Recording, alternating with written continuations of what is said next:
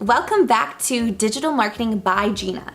So right now, as we wind down 2018, I wanted to go through the 3 biggest digital marketing takeaways from this year to help guide you in your strategy as you plan for 2019. And you know what? The 3 game changers of 2018, they were huge. These were big moments in not only digital marketing, but overall the marketing landscape, the tech landscape that we all work in. So I really am excited to kind of go through, give you my takeaways, give you what you need to know from these. So without further ado, I'm just going to get into it. Number 1, and many of you are probably not surprised to hear about this again, but the Facebook Cambridge Analytica data scandal was a huge turning point in 2018 for digital marketing. Basically, to summarize and give you a little bit of context, Cambridge Analytica had taken the personal data of millions of people's Facebook profiles, and it was actually using this for political purposes. So some amazing journalistic publications exposed this scandal, and Facebook decided to dial it back and stop using third-party targeting in Facebook Business Manager for advertising. So what this meant is that a lot of advertisers said, well, there goes some of my granular targeting criteria. And we kind of had to regroup and think of better ways to target our customers. Some of the examples of the third-party data that we were previously able to use in Facebook Business Manager were purchase behavior. So you could actually use purchase behavior of luxury goods as an example and target people that met that criteria. Another really good one was household income targeting. So you could target households that matched an income of 100,000 to 120,000, 150,000 to 175,000. There were different tiers. So you could kind of target more high income households. So that was really powerful. But that is all gone. And today, where we are at with Facebook advertising is that you really needed to use your own data, first party data. So one really good way to use this is to use the data that you already have. Think of what you know about your customers, and if you don't know enough about your customers yet, it's a good time to do some research, to ask them some questions, do some surveys. But if you do have a good handle on your customers, a good thing to do, let's say if you use MailChimp, Constant Contact, or some kind of email marketing software, you could export your email list, and that could be a list of your subscribers. That could also be a list of people that have purchased from you in the last year. But you can actually export that list, that CSV file, and then upload it to Facebook Business Manager.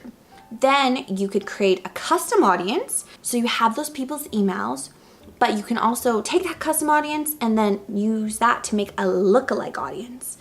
Why these are really powerful is that you could use that custom audience. Let's say that you're a company that has a software or a subscription that's really one-time purchase. You can do Facebook ads and you can actually exclude that custom audience so that you're not wasting impressions, you're not wasting money, but you can exclude those people that it's not relevant to them. Then you can use your lookalike audience and you can actually target people that have similar age, demographic data, or browsing patterns as to people that have purchased from you or have subscribed to you. And it kind of opens up this brand new audience that you can leverage. So those are some really powerful targeting options that use your own data, and you don't have to worry about the restrictions now, and that third-party data is gone from Facebook. So that was a big moment. That took a little bit of regrouping, but here we are. We're stronger than ever. We're going into 2019 with great Facebook advertising strategies. Now, going to number 2. This is on the same vein as advertising, but I think it's really important to think of a multi-channel approach to your advertising. Now, what this means is as you come up with advertising strategies, don't think in a singular platform or a singular strategy, because the marketplace, we've gone beyond that. Our advertising strategies are more sophisticated than ever, and that's because people see more ads than ever before. It's very saturated, so we want to come up with the best creative and strategic approaches possible. So I'll give you an example. You wake up in the morning, the first thing you do is you check your mobile phone. And you probably check your email, want to see if there's anything important But your eyes might go to the promotion section of your email, and there you might have subscribed to some clothing websites and they're sending you an email newsletter. You kind of tuck that aside, you're not really worried about it yet. So then you go and you decide to scroll your Instagram feed. So on your Instagram feed, there you see an ad from, again, one of those clothing websites you got an email from. Kind of interesting, looks nice, it's appealing, but you don't got time to worry about that. It's 6:30 in the morning. Then the next thing you do, you get ready, you go to work, you start your day. And then maybe on your morning break, you decide, I'm gonna read some of the breaking news going on right now. So you go on your mobile phone, you're looking at breaking news, and there on the side panel of that breaking news story, you see a display ad for, again, that same clothing website. Well, why is it happening? It's because they have a multi-channel approach. They've thought of the different touch points that they can target customers before they actually get them to convert or purchase from them. So what I would say is you need to ask yourself, what is the path to conversion, or just the path that someone would take before they purchase from you or decide to invest in your product or service? Then you have to think, what are the best places to reach people? And should the ads be different on all these different touch points? Should you make different ads on Instagram, Facebook, YouTube, Google? Should you reach out to influencers? Should you do more of a grassroots approach? Should you do billboards? Should you do TV? Should you do radio? There's so many different aspects to consider. And I think that there's been a maybe 2 to 3 year period where everyone just thought, I'm gonna put all my advertising dollars into Google, or I'm gonna put them now all into Facebook. And we've gone beyond that. We're past that, and now we think of a very complex multi-channel approach. To give you another example, to the followers out there, if you own a gym, let's say you really wanted to up your game for 2019, especially because January is the biggest month for gyms. This is where you get the most signups, the most memberships. This is make or break time.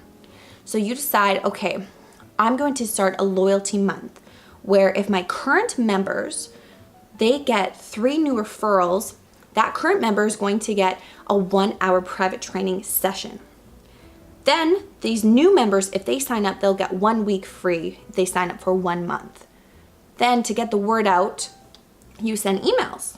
You send a different one though to your current members and to people that you may have their emails that they're not members. You send those emails out. Then you do some Google search-based ads. You do maybe some Instagram ads.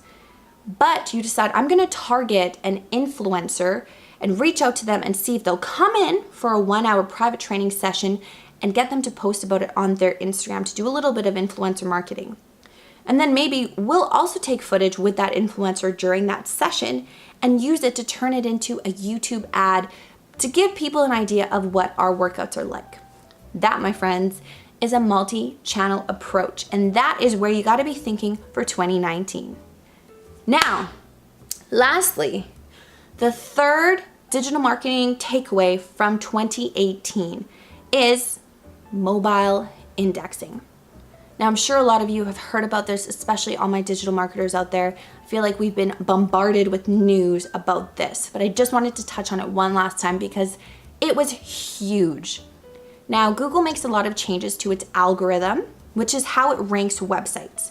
So to determine your position, Google is evaluating your website in a bunch of different criteria. Indexing means Google stores your website in a database. And then when you meet the criteria of someone searching their keyword and the relevant information, it will show you based on its database matching algorithm. So this year, Google changed its algorithm to index the mobile version of your website. It previously was the desktop, but this was a really big deal because, as we know, a lot of traffic has moved to mobile. But now, even if the majority of your traffic comes from a desktop audience, you have to look at your mobile site because that is what they will see when they search on Google. So if the mobile version of your website wasn't strong and you had technical errors, font was too small, links were too hard for a finger to tap on and open, those are some common technical errors of mobile websites that aren't really optimized for mobile, you would actually see a decrease in your organic ranking on Google because now it's focused on your mobile website, not your desktop. So I just wanted to touch on that really briefly because it is huge for any entrepreneurs, any digital marketers. And the main takeaway from that is you need to really focus on optimizing your mobile website. Look for those technical errors. Look for your font being too small or too close together so that a finger can't actually touch easily. Look for any 404 errors and look for any links that are hard to click on. Those are really common ones, but just take a look to make sure that your mobile website is passing Google's mobile-friendly test. And those are my 3 digital marketing takeaways from 2018. I hope this video will help guide you as you plan and strategize for 2019. If you have any questions, drop me a comment down below or send me a message on Instagram, LinkedIn, or you can even tweet me on Twitter. But also don't forget to like this video and hit the subscribe button. I'm really excited to growing this community in 2019 and to see what digital marketing brings us. Thank you so much for watching and see you in 2019.